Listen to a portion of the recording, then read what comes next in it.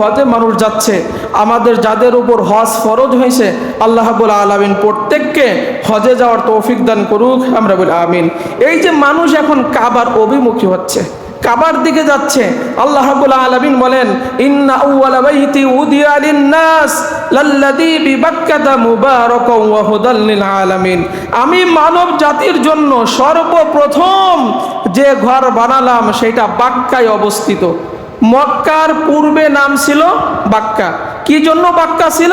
সেখানে মানব শূন্য এলাকা, জঙ্গল আর জঙ্গল, শুধু হিংস্র প্রাণী, মানুষের কোনো আনাগোনা ছিল না। এই জন্য মক্কার লোকেরা ওই জায়গার নাম রাখছিল বাক্কা।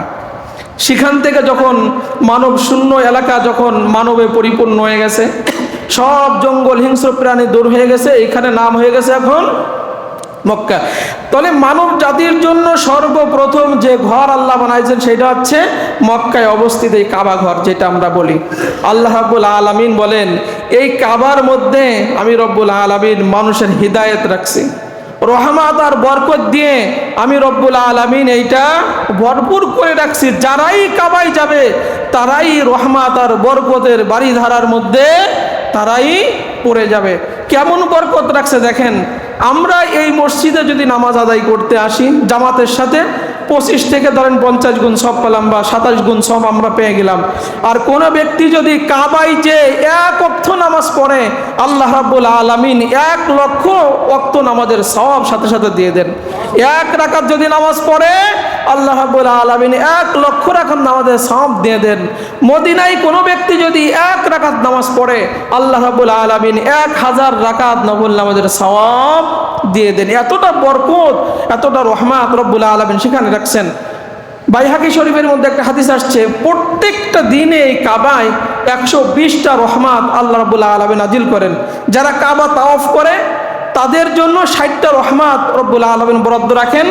আর যারা কাবায় নামাজ পড়ে এদের জন্য রব্বুল আলামিন 40টা রহমত রাখেন।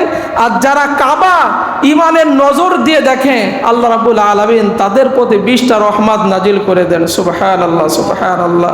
এই যে আমরা দূরের থেকে ধরেন আমরা এই কাবাকে এতটা সম্মান, এতটা শ্রদ্ধা আমরা করি, কাবার দিকে নবীজি বলেন কেবলার দিকে পিঠ করে মুখ করে পায়খানা পেশাব তোমরা করবা না। আমরা কি করি? এটা কাবার শ্রদ্ধা, এটা সম্মান। যেহেতু ওইটার মধ্যে আমাদের হিদায়াত, ওইটার মধ্যে আমাদের বরকত রাখছেন কে? আল্লাহ রাব্বুল আলামিন রাখছেন। আমরা কাবার দিকে কেবলার দিকে পা দিয়ে কখনো শুই, ঘুমাতে যাই পা দিয়ে, এটা সম্মান, এটা শ্রদ্ধা, এটা আমরা দিই না কখনো।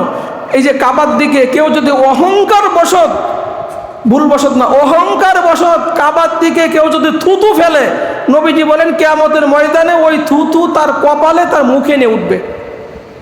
কতটা সতর্ক থাকা দরকার চিন্তা করছেন?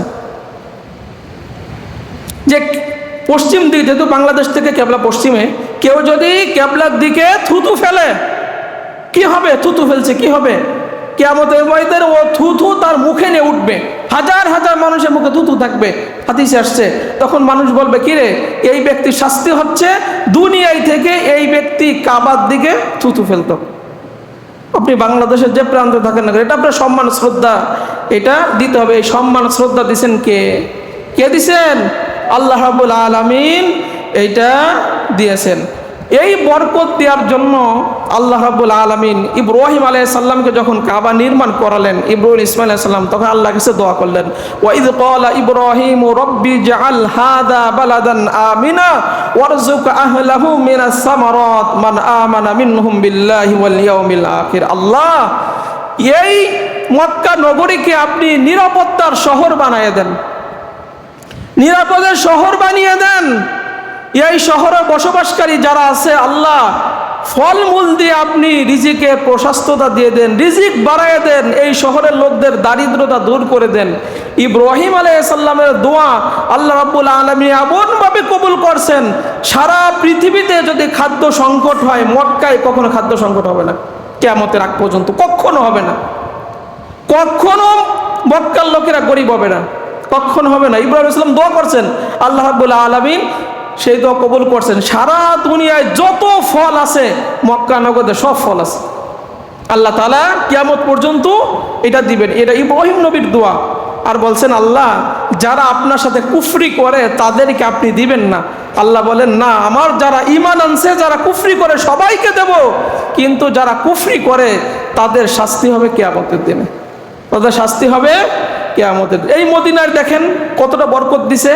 ইব্রাহিম আলাইহিস সালাম স্পেশাল কাবা মক্কার জন্য দোয়া করছেন, আর নবীজি স্পেশাল মদিনার জন্য দোয়া করছেন, আল্লাহুম্মা জাআল বিল মাদিনাতি দিফা। আল্লাহ মক্কায় যে আপনি বরকত দিবেন তার দ্বিগুণ বরকত মদিনাবাসীকে আপনি দিবেন। মদিনায় যারাই যাবে তাদেরকে দ্বিগুণ রব্বুল আলামিন বরকত দিয়ে দিবেন। সুবহানাল্লাহ সুবহানাল্লাহ। নবীজি বলেন মা বাইনা বাইতি ও মিম্বারি রওদাতুম মিন রিয়াদিল জান্নাহ, আমার ঘর আর মসজিদে নববী মেম্বার, এই মর্দবতী জায়গাকে আল্লাহ রাব্বুল আলামিন জান্নাতের বাগান করে দিয়েছেন। সুবহানাল্লাহ সুবহানাল্লাহ। যদি সুযোগ থাকে দুনিয়া থেকে আপনি জান্নাতের বাগানে যদি যেতে চান, নবীজি বলেন মসজিদের মেম্বার আর নবীর ঘর একদম পাশাপাশি, এই মাঝখানে জায়গায় তুমি বিচরণ করবা, দেখবা দুনিয়ায় থেকে তুমি জান্নাতের সুঘ্রাণ পাবা। সুবহানাল্লাহ সুবহানাল্লাহ। সেখানে আল্লাহ রাব্বুল আলামিন এতটা বরকত, এতটা রহমত মদিনায় দিয়েছেন। নবীজি বলেন মদিনার দুঃখ কষ্ট যারা সহ্য করে থাকে, যদি দুঃখ কষ্ট মদিনায় গিয়ে কেউ যদি দুঃখ কষ্ট ভোগ করে, দারিদ্রতা ভোগ করে মদিনায় ছেড়ে না যায় আমার মুহাব্বতে, নবীর মুহাব্বতে, নবীজি বলেন কিয়ামতের ময়দানে আমি তার পক্ষে সুপারিশকারী হব। আর কিয়ামতের আগ পর্যন্ত মদিনার বিরুদ্ধে কেউ যদি ষড়যন্ত্র করে, নবীজি বলেন আল্লাহ তাআলা তাকে তেমন গলিয়ে দেবেন যেরকম পানির মধ্যে লবণ দিলে গলে যায়। এজন্য কিয়ামত পর্যন্ত মদিনার বিরুদ্ধে কেউ ষড়যন্ত্র করে টিকে থাকতে পারবে না। এটা আল্লাহর পক্ষ থেকে, আল্লাহর রাসূল নিজে বলেছেন যে পানির মধ্যে লবণ যেরকম গলে যায়, ঠিক ওরকম আল্লাহ তাআলা তার কুদরতে ওদেরকে ওরকম একদম গলায় দিবেন, ধ্বংস করে দিবেন। কখনো মদিনার বিরুদ্ধে ষড়যন্ত্র করে কেউ কখনো পার পাবে না, কখনো পাবে না। এই জন্য মুহাম্মদুর রাসূলুল্লাহ সাল্লাল্লাহু আলাইহি সাল্লাম আমাদেরকে আল্লাহ রাব্বুল আলামিনের কাছে আমরা দোয়া করি যে এই মক্কা এবং মদিনায় যাওয়ার সুযোগ রব্বুল আলামিন আপনি আমাদেরকে দিয়ে দেন, প্রত্যেকে যাদের